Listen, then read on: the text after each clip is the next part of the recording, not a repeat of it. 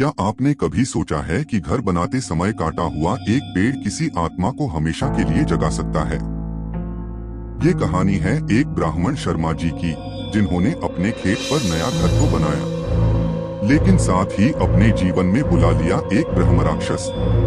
और कहते हैं आज भी उस जगह से कोई जिंदा वापस नहीं लौटता। गांव के एक शांत कोने में शर्मा जी रहते थे। पुराना घर छोटा था, इसलिए उन्होंने खेत पर नया घर बनाने की सोची। लेकिन वहां खड़ा था सदियों पुराना एक विशाल पीपल का पेड़। शर्मा जी ने बिना सोचे उसे काट दिया। शुरुआत में सब कुछ ठीक था, लेकिन कुछ ही दिनों में शर्मा जी का व्यवहार बदलने लगा। कभी प्यार से बातें करते और कभी अचानक आंखें लाल कर चीखने लगते। उनकी पत्नी पंडितानी डरने लगी। उसने पूछा, आप ऐसे क्यों हो गए?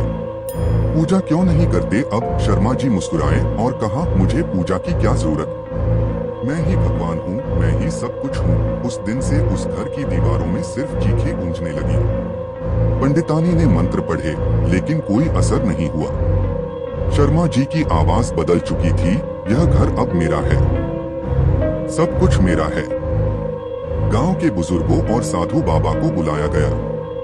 बाबा ने दूर से ही कहा, यह कोई साधारण आत्मा नहीं, यह है ब्रह्म राक्षस, जो मृत्यु के बाद भी शांति न पाए, वही बनता है ब्रह्म राक्षस।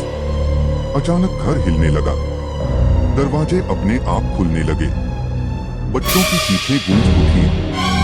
शर्मा जी जमीन पर गिर पड़े और उनके शरीर से निकली एक काली परछाई, जो हवा में तैर रही थी और जोर-जोर से हंस रही थी। वो ब्रह्म राक्षस अब आजाद हो चुका था।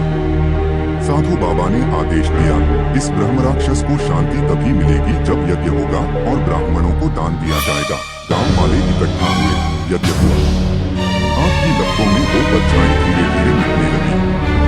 शर्मा जी सामान्य हो गए, लेकिन उनके चेहरे पर हमेशा का डर लिख गया।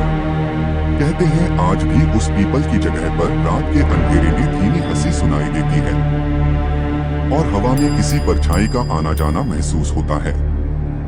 क्या आप उस जगह अकेले जाने की हिम्मत करेंगे?